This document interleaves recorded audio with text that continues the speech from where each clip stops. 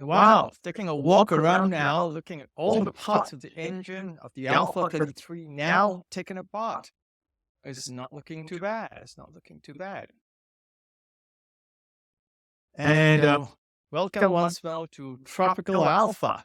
I'm David, and this is my restoration journey of an Alfa Romeo Quadrifoglio Verde from 1985.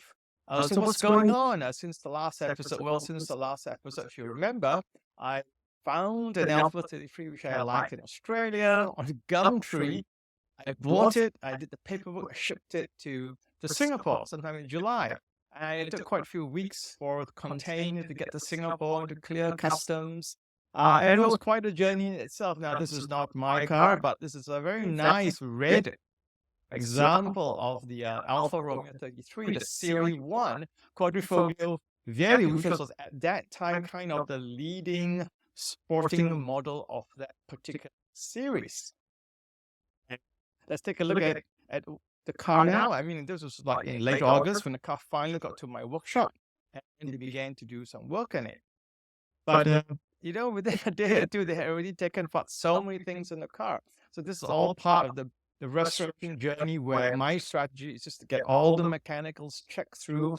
Even if some parts still look reasonably okay, it's probably worth replacing because that car's been sitting in a Melbourne garage in Australia for 16 years without moving very much.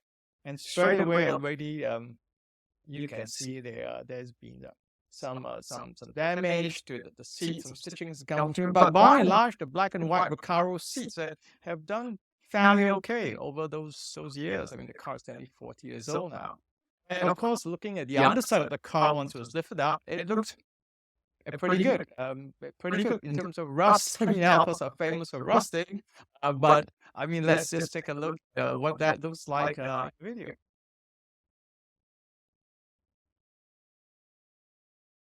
And they're dropping the Alpha exhaust. Kind of a job that really takes about 2 people to do safely. And you get quite a good look of the under seal that's on the car. Pretty good. I could hardly find any rust. I was actively looking for bad rust, for which Alphas are well known for, but I couldn't find any. Yeah, so that was the good news, basically. That's August 22nd.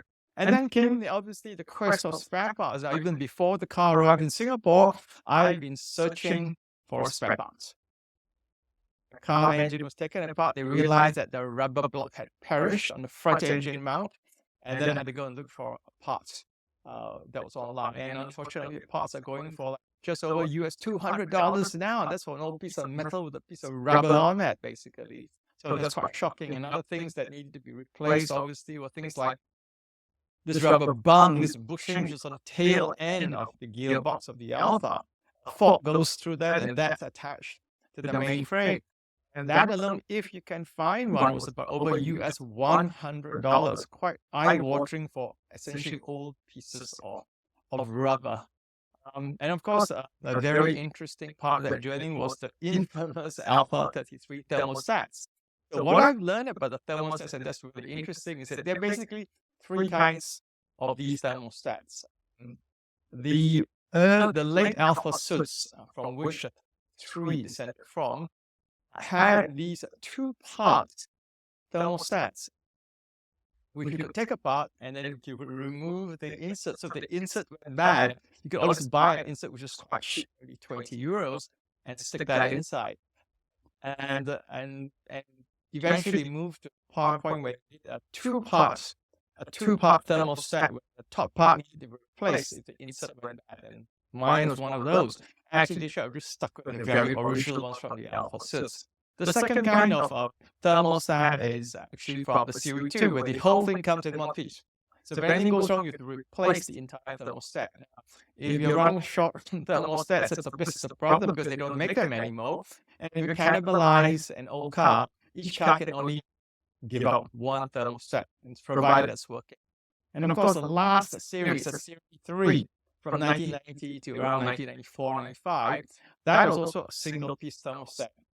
And the only thing about it was different was that it was designed in a way that it could fit, just so it wouldn't get in the way of the power steering mechanism, basically. So for these thermostats, if you have an Alpha 33, just make sure you're getting the right replacement for one. Because if yours is a later model with the power steering, some of the older ones there'll be a problem fitting that unless you do some adjustments to that. So that was an interesting journey in itself.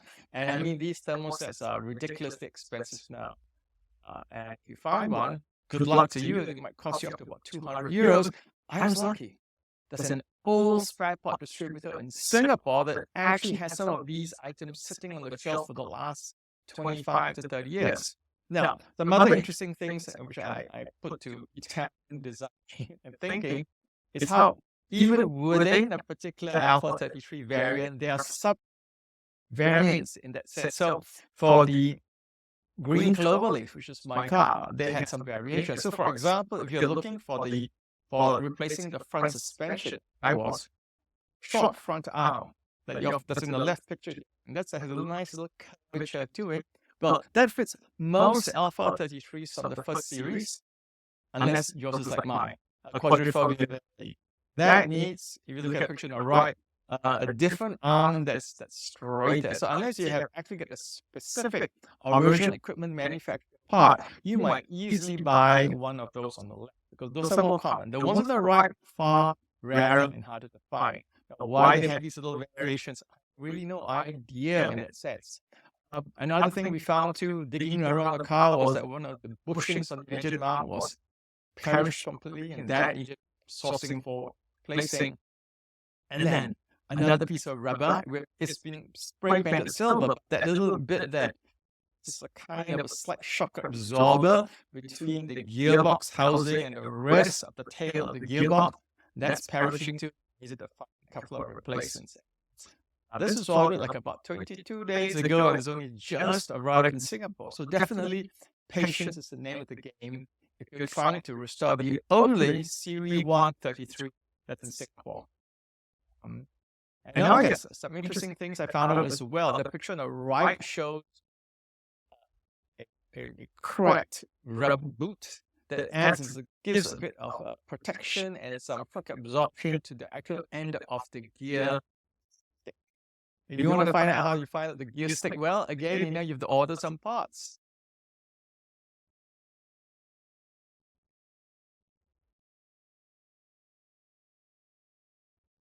Rubber, sort of like bushings of rubber protectors for the gear gearbox, graphite. And yes, that was about 18 euros. It had to be shipped in from Greece. I believe they still make a few of these rubber parts, kind of new, rather than new stock. And then the brakes, I wanted to keep them fairly original, at least for now. Right? And even the brake pads have certain variations. You got to take off everything to check out whether or not they are the curved type of brake pads or the blockish rectangular ones. And these are the blockish rectangular ones. And then I put new rotors on it, because if you look at the condition of old rotors, they're lipped, rusted, and so those had to go as well. And then came the suspension struts itself. What was really interesting that the original struts, which rather bad inserts by now, had this little nut at the back. I think these were from the modified ones where you could unscrew the bottom, slide out the Coney shock insert, and replace them with fresh Coneys if you wanted to. Well, the new all-stock ones I got for my particular car don't have these, but I'm not throwing these struts away. Keeping them in case someone else needs them or I need them in the future, and I want to keep it as original as possible. I mean, the alternative now is just to go using coilovers and totally different kind of experience, I think, with that. But worth keeping at least the strut component itself. Shock inserts at the moment, I mean, they're gone. 16 years, they're leaking oil. And then, how did the new suspension go? Well, those are the right and left suspension arms, the short and long ones. The long ones on the right have this reputation for rusting from the inside out. Well, I got these as new all stock. They were in good condition, but what I did was I cleaned them up and then I sprayed them with this great stuff from CRC called Soft Seal. It is essentially Cosmoline. So it takes about a day and a half to dry. It dries in this very light amber waxy layer that's dry to touch. It's not sticky, it's not oily, it's not slimy. And once you've got cosmoline on top, basically, that thing just resists rain, water, splashes, salt. We don't use salt on roads in Singapore. It's a tropical country. We just have lots of heavy rain. But essentially, if you really want anything to seal and particularly painted metal item from rust, it's one of the best things you can put on, I believe.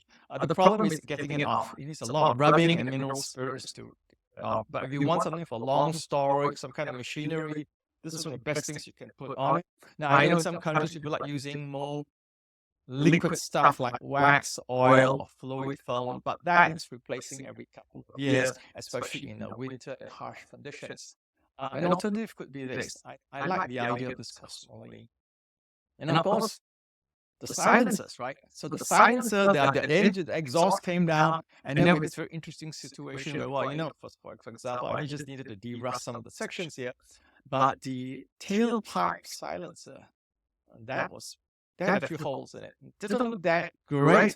And how do I find in that insert there a replacement silencer? Well, what's interesting is that I went back to that old shop in Singapore and I said, do you have a part for this?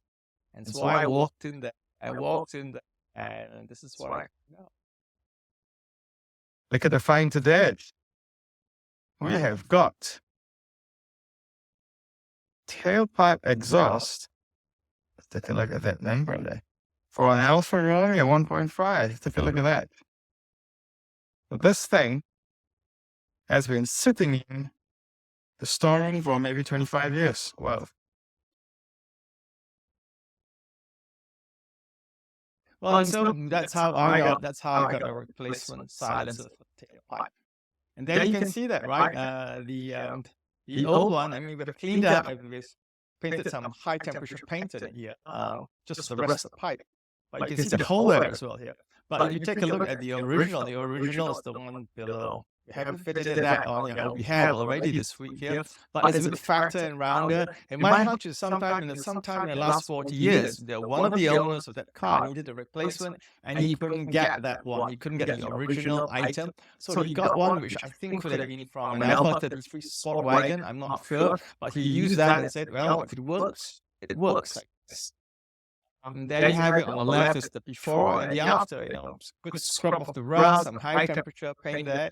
It's just to seal things up and to keep the rust risk down. And I think that's the way I want to go with this particular car. Yeah.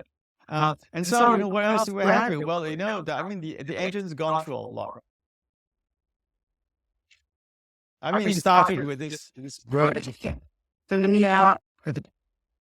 Clean up, for example, nicely taken apart. You can see the really pretty crusty thermostat now, which has just been sent off to a shop in the UK for refurbishing. Again, when I get it back, I'll just keep it as a backup for anything like that. And that's for this particular episode of Tropical Alpha.